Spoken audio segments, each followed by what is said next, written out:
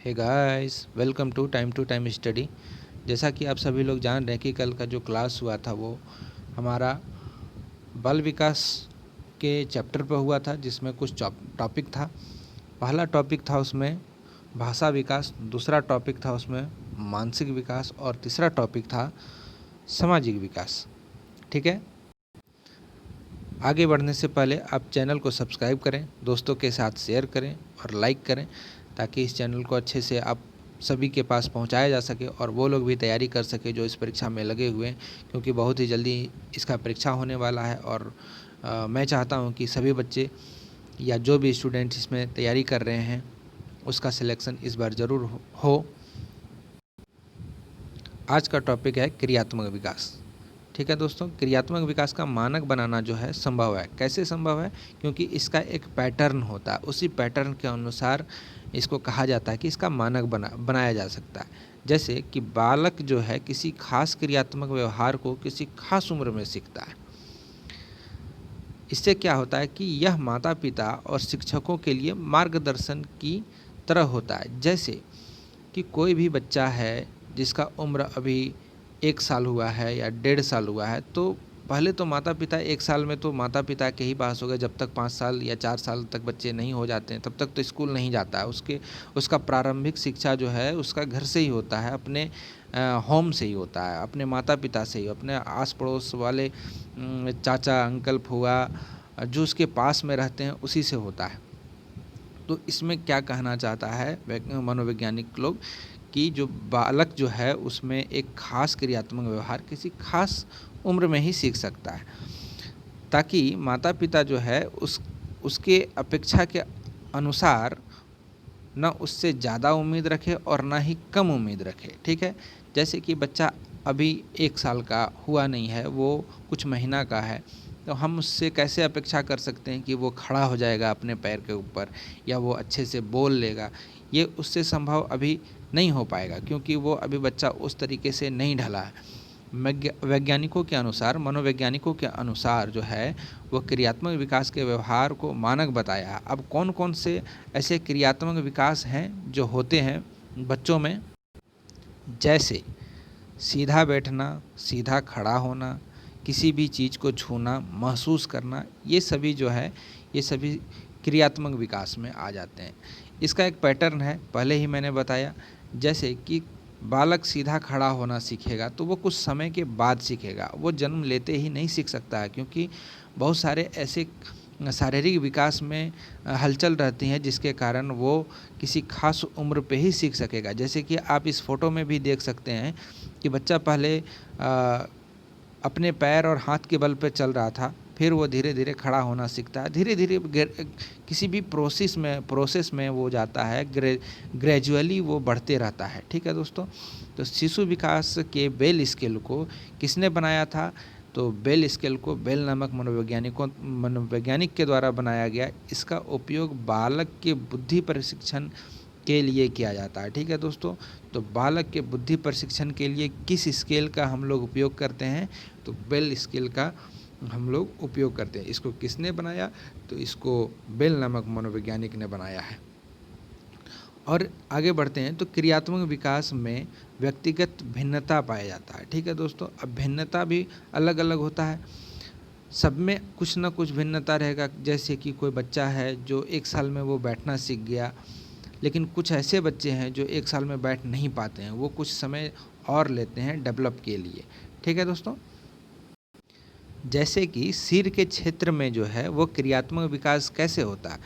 बालकों में क्रियात्मक विकास सबसे पहले उसके सर और उसके गर्दन के क्षेत्र में होता है। जैसे कि बच्चा कोई पैदा हुआ और आप देखे होंगे आपके घर में छोटे बच्चे होंगे या फिर कोई न्यू बॉर्न बेबी होगा, तो आप कभी उसको गोद में उठाए होंगे, तो ऐसे ही नहीं उठा लेते हैं कि हाथ डाले बगल में और सीधा उठा लिया। मैं तो यहाँ से अभी दिखा भी नहीं सकता, बस आपको एक ओवरव्यू दे सकता हूँ।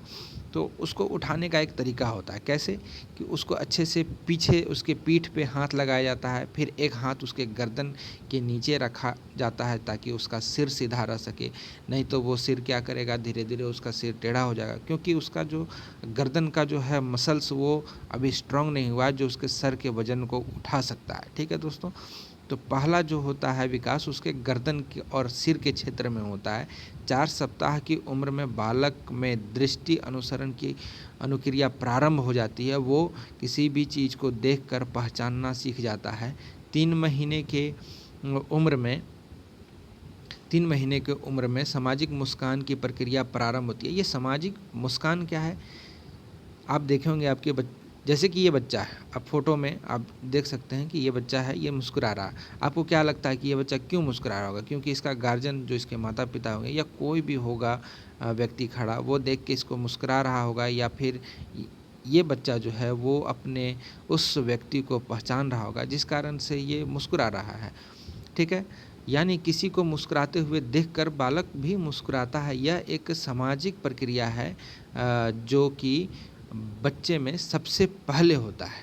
ठीक है दोस्तों, जैसा कि आप यहाँ पढ़ भी सकते हैं, सामाजिक मुस्कान बच्चों का पहला सामाजिक व्यवहार होता है। सामाजिक व्यवहार ही होता है एक तरीके से, क्योंकि आप किसी बच्चे को देख के मुस्कुरा रहे हैं और वो आपको भी देख के मुस्कुरा दे, तो वो कुछ ना कुछ तो समझ रहा है अंदर में कि नहीं, ये आदमी मेरे से खुश है, या फिर ये क्यों मुस्कुरा रहा है, ये मुझे देखकर बहुत ही प्रफुल्लित है। तो ऐसे में क्या होता है कि बच्चे जो है वो काफ़ी हतोत्साहित रहते हैं और मतलब पहचानना शुरू कर देते हैं अपने आस पड़ोस के लोगों को या अपने घर वाले लोगों को पहचानना शुरू करता है। आपको आपके घर में ऐसा बच्चे होंगे जो आप देख रहे होंगे कि किसी के पास आपके सिवाय किसी और के पास यदि वो चला जाए तो वो रोना शुरू कर देता है। वो कुछ दिन के बाद प्रक्रिया शुरू होती है, लेकिन पहला जो बच्चे में सामाजिक व्यवहार आता है वो मुस्कान ही है। ये परीक्षा में पूछा भी जाता है। तो 1 महीने का उम्र होते होते बच्चा जो है इसके अलावे क्या क्या करता है, तो 1 महीने का उम्र होते होते बच्चा पेट के बल लेटना सीख जाता है और अपने सर को ऊपर उठाने की कोशिश करता है। मतलब ये है कि उसके सर के नीचे जो गर्दन है उसके मसल्स धीरे धीरे तैयार हो रहे होते हैं।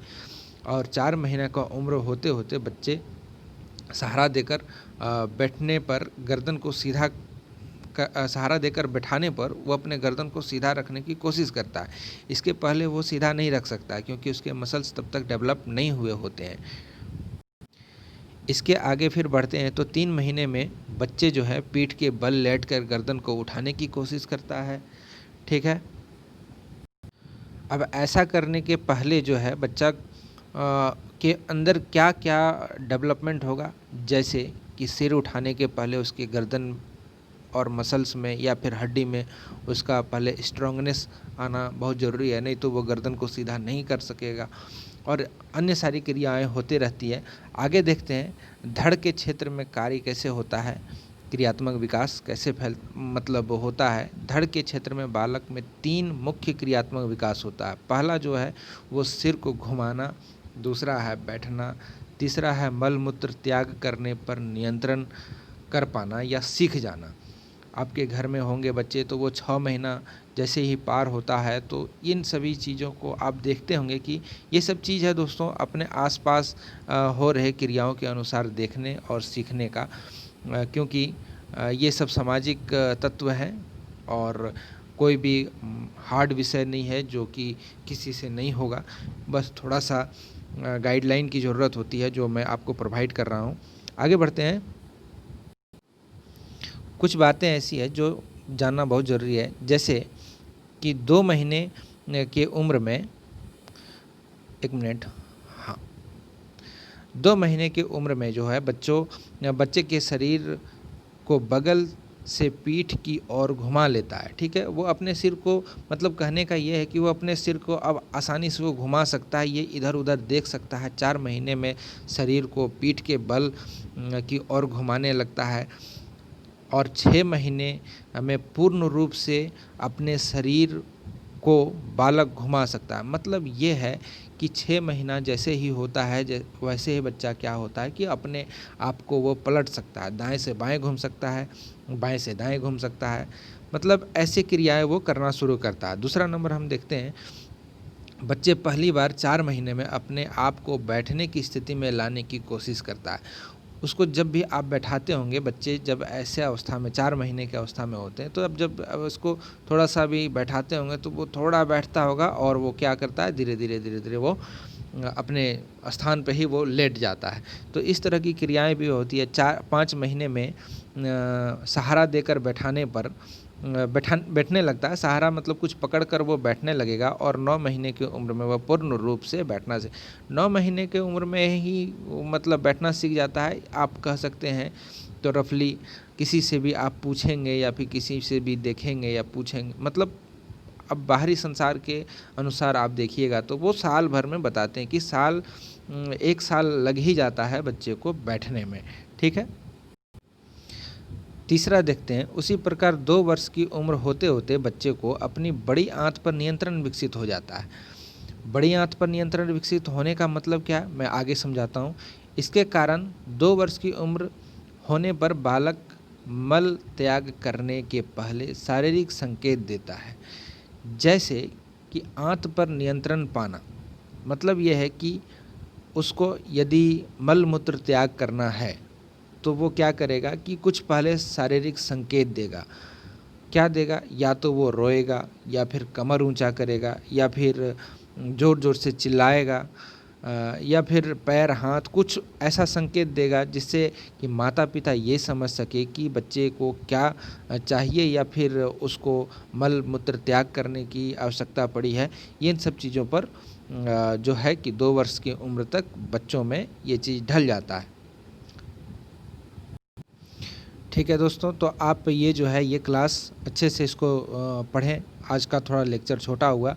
और रही बात कि आज का ये क्वेश्चन है, मैं रोज़ एक क्वेश्चन इसमें दिया करूँगा जो कि इसी चैप्टर से संबंधित होगा। तो आज का जो प्रश्न है वो है, कक्षा में छात्र अगर अपने प्रश्न का उत्तर न दे सके तो शिक्षक क्या करेंगे। ठीक है, इसका ये जो है 4 ऑप्शन दिए गए हैं। पहला, शिक्षक को स्वयं उस उत्तर को बता देना चाहिए, उसी प्रश्न को फिर अलग ढंग से पूछना चाहिए, उसी प्रश्न को कक्षा में बार बार पूछना चाहिए, स्वयं इसका उत्तर देकर बच्चे से याद करवाना चाहिए। ठीक है दोस्तों, तो आप ये जो है क्वेश्चन आप इसका आंसर कमेंट बॉक्स में करें। और आगे बढ़े तो देखते हैं कि आज का जो लेक्चर है इनका PDF जो है आप इस टेलीग्राम ग्रुप से ज्वाइन कर सकते हैं, जिसमें मैं टेस्ट भी लेता हूं और इसमें काफ़ी सारे सवाल पूछा जाता है। जैसा कि आप देख सकते हैं कि यहाँ पे जो सवाल पूछा गया है, इस तरह के सवाल इसमें आते रहते हैं सुबह से। तो आप इस टेलीग्राम ग्रुप को ज्वाइन करें और इस PDF को वहाँ से डाउनलोड कर लें। तो आज का क्लास इतना ही था। Thank you for listening. God bless you all.